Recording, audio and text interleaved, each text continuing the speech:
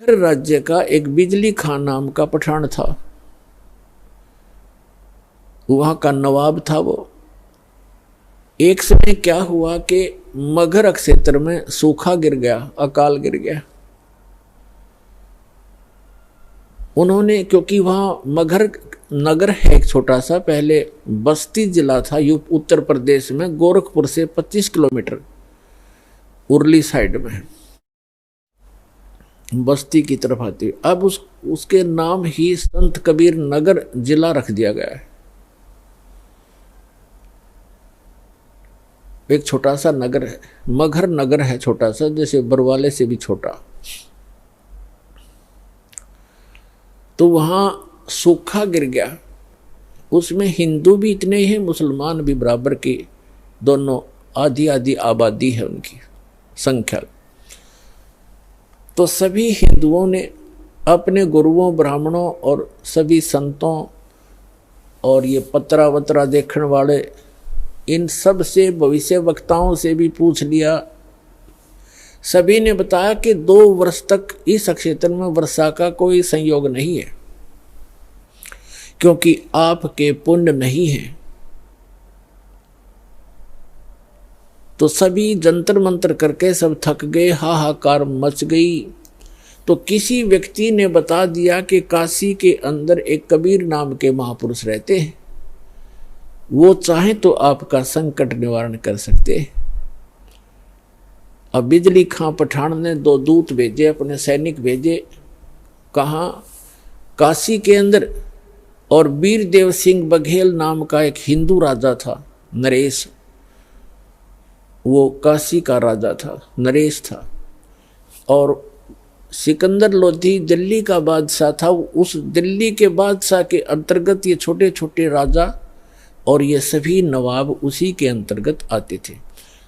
तो नरेश जो था वो उस काशी का जो राजा था, काशी क्षेत्र का, तो वो भी परमेश्वर कबीर जी की शरण में आ चुका था। जब वो दोनों सैनिक संदेश वाहक बिजली खां पठान का एक पत्र लेकर के वीर देव सिंह बघेल के पास गए, उसमें लिखा था कि हमारे यहाँ बहुत बुरा अकाल गिर गया है, त्राही त्राही मच गई है, और मैंने सुना है कोई कबीर नाम के कोई संत हैं, कृपा उनको हमारे यहाँ भेजें, और हमारे यहाँ वर्षा नहीं हो रही। वीर देव सिंह बघेल ने पत्र लिखा और उसमें कहा कि बिजली खां, इतने बड़े संकट से जूझ रहे हो और संत को बाई ऑर्डर बुला रहे हो, अगर वो आ भी जाएंगे तो कोई लाभ नहीं होगा। आप आओ, अगर वो रजा नहीं बख्शेंगे बाई ऑर्डर बुलाए हुए, आप स्वयं आओ। राजा प्रजा का पिता होता है, उसके दुख से खुद भी दुखी होना चाहिए। आप आइए और स्वयं प्रार्थना कीजिए, अगर वो खुश होकर जाएंगे तो तुम्हारा काम बनेगा। बाकी संत परम है, ये भगवान आए हैं, ये अल्लाह उतरे हैं।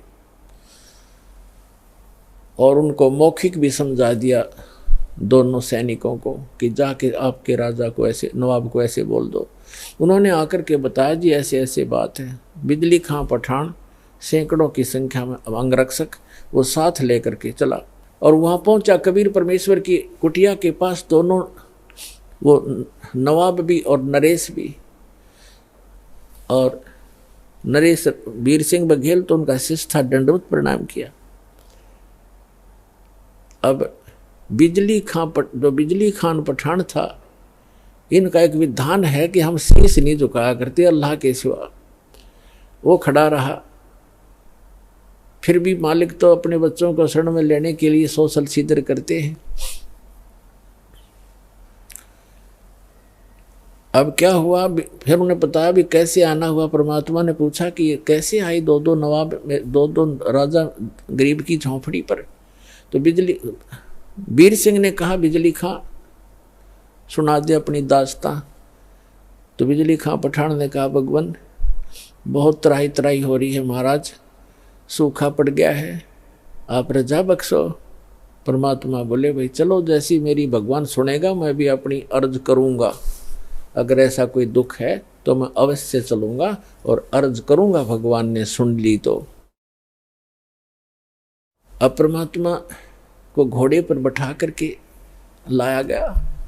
आगे क्या देखा कि गोरखपुर जो है, वहाँ एक टीला है गोरखनाथ जी का, और इन संतों में एक खासियत होती है कि वो इस बात से, अब जैसे शरीर छोड़ गया संत, अब इनकी मुक्ति तो होती नहीं, ये यही धक्के खाते रहते हैं, कोई पितर बन गया, कोई भूत प्रेत रूप में, और जो पितर टाइप हो जाते हैं वो शरीर अपना अन्य जो अच्छी कुछ थोड़ी बहुत भक्ति पूर्वजन्म की या वेदों तक की साधना कर लेते हैं, वो कभी भी शरीर में प्रकट हो जाते हैं, दिखाई भी दे जाते हैं और फिर अंतर्ध्यान हो जाते हैं।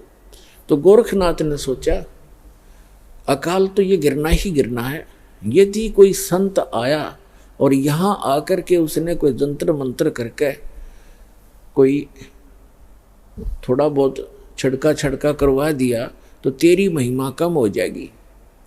अब गोरखनाथ एक तालाब, एक सूखी तलैया थी, छोटी सी जोड़ी खेतों में होती है, थोड़ा सा पानी आ जाए, वर्षा हो जाए तो उसमें 5-4 महीने का जल उसमें भर जाता है, थोड़ा ही होता है वो क्षेत्र, छोटी तलैया उस सूखी पड़ी थी, उसके किनारे वृक्ष के नीचे अपना वो त्रिशूल गाड़ के बैठा, ऐसे आसन पदम लगा के। परमात्मा ने गोरखनाथ को देखा, अरे साधु महात्मा आए हैं, बिजली खा, रोको घोड़े को, रोको। रोका, कबीर साहब नीचे उतरे, प्रणाम किया, प्रणाम नाथ जी। नाथ जी बोले प्रणाम। तो कबीर परमात्मा ने कहा कि बिजली खां, अरे आपके नगर में देखो कितने महापुरुष बैठे हैं, ये जो चाहे सो कर सकते हैं, अर्थ करो इनसे।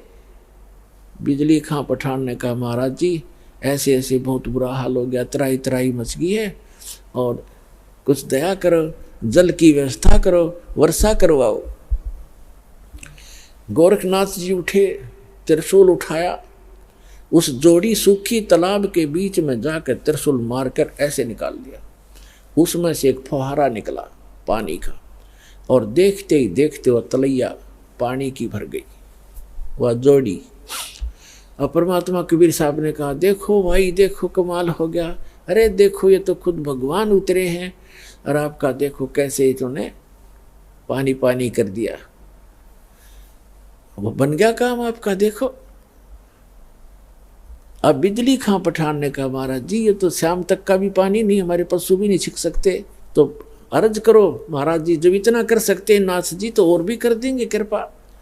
तब उसने बिजली खां पठान ने कहा मालिक ए नाथ जी, हे महाराज जी, वर्षा हो तो बात बने, इस एक तालाब से बात चलेगा नहीं काम, ये तो शाम तक के पीने पीने का भी नहीं काम बनेगा।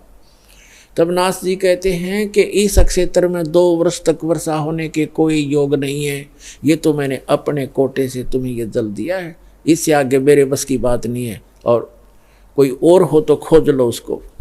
अब बिजली खां पठान ने कहा परमात्मा कबीर साहब से कि महाराज जी, ये संत जी आप दया करो, इससे तो बात बनेगी नहीं। तो जहाँ गोरखनाथ बैठे थे उससे 100-200 फुट पर, उधर जंगल वन बहुत होते थे, उसमें वृक्ष बहुत होते, 100-200 फुट की दूरी पर एक वृक्ष के नीचे परमात्मा बोले भाई मैं यहाँ बैठता हूँ और परमात्मा में धुन लगाता हूँ और अर्ज करता हूँ भगवान से, और आप अपने घर जाओ, मेरी अर्ज सुनेंगे तो वर्षा हो ही जाएगी।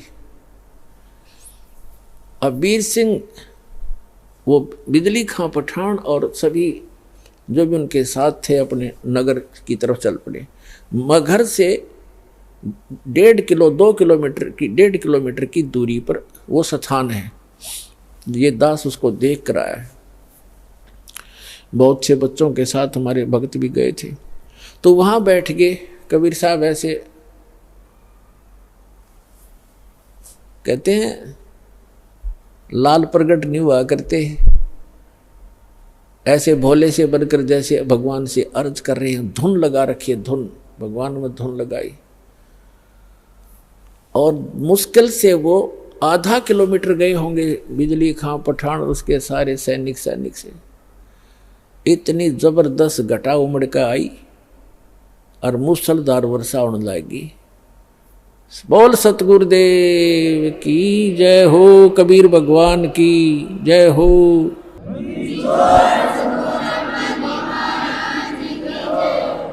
कर दिया सब एक कम एक, सारे तालाब भर दिए, ठाठम ठाठ कर दिए। अब बिजली खां पठान सारा नगर उठ के आ गया।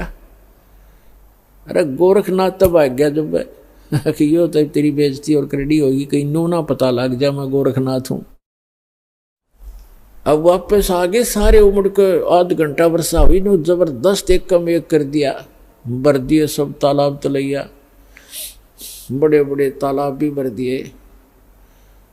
तब सभी आगे कि महाराज ने ऐसे महापुरुष आए हैं, चरणों में पड़ गए और कहा भगवान घर चलो, हमारे घर चलो, वहाँ नगर में चलो।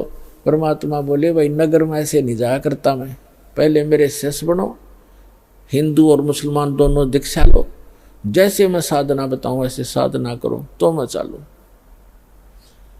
अब जीवन दान मिला सैकड़ों व्यक्तियों को।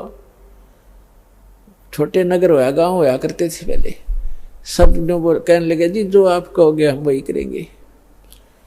तो परमात्मा ने कहा भाई ये मांस मिट्टी खाना अच्छी बात नहीं है, और मांस नहीं खाना ठीक है, भक्ति करो, परमात्मा का नाम लो, अच्छे काम करो, मांस खाना छोड़ दो मुसलमानों। तो उन्होंने कहा जी जैसे आप कहोगे ऐसे कर लेंगे।